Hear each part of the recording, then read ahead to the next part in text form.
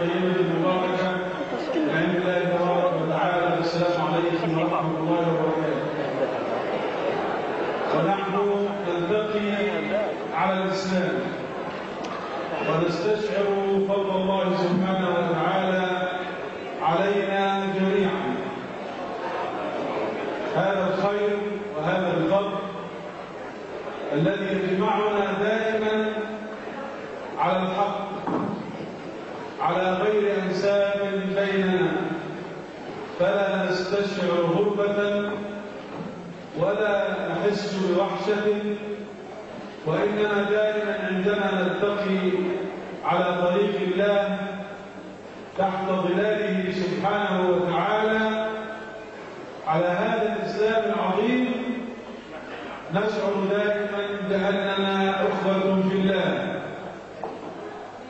ونسأل الله سبحانه وتعالى أن يديم علينا هذه النعمة، نعمة الأخوة في الله، لأن الله عز وجل خاطبنا جميعا وكونوا عباد الله إخوانا. فالأخوة في الله والحب في الله، السير في هذا الطريق وهذه الدعوة بظلالها الطيبة، الشجرة المباركة التي غرسها رسول الله صلى الله عليه وسلم واستظل بظلها كل من سار على ذات الدرب وكل من مشى في هذا الطريق غير مبذر ولا مغير، لا تارك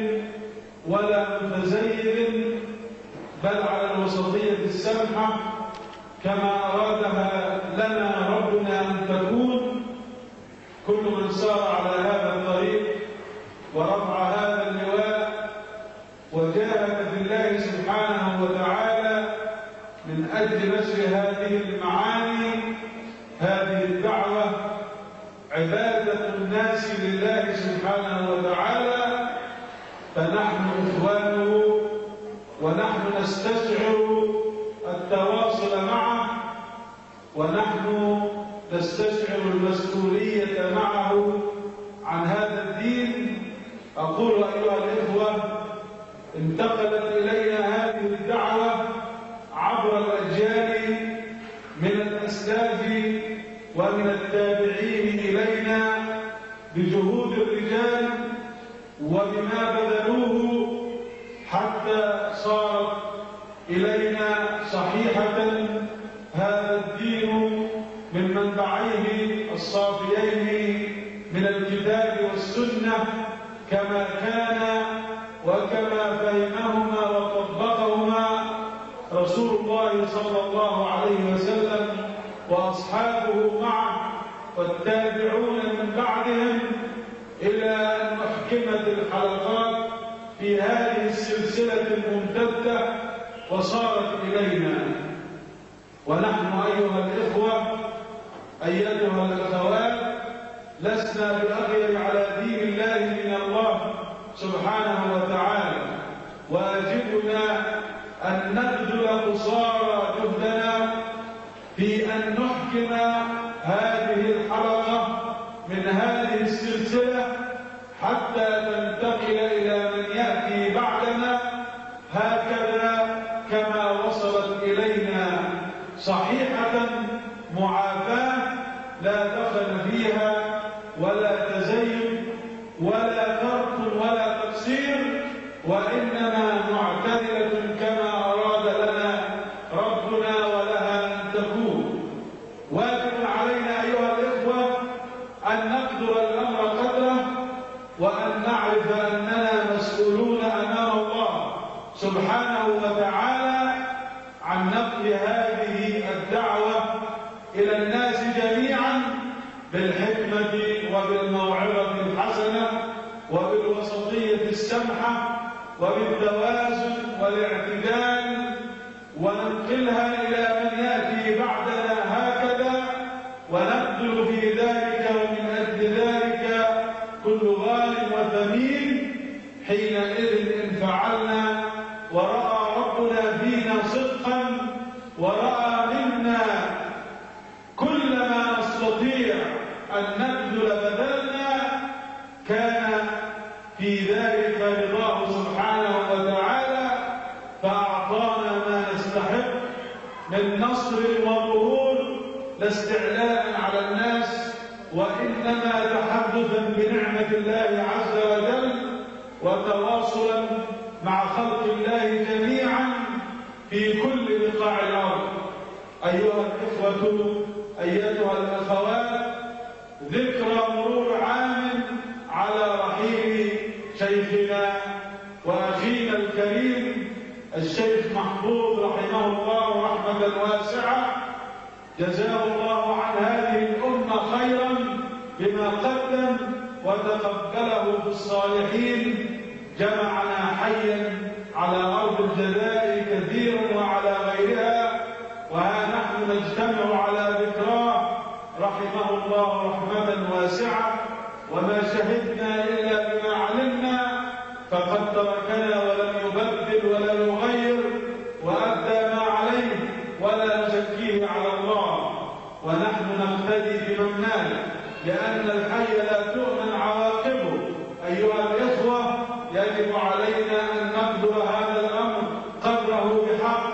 وأن نعرف أن واجبنا كبير، وأن الواجبات أكثر من الأوقات، كما كان يردد إمامنا الشهيد حسن البنا عليه رحمة الله. واجبنا جميعا أن نبذل كل الجهود في كل الأوقات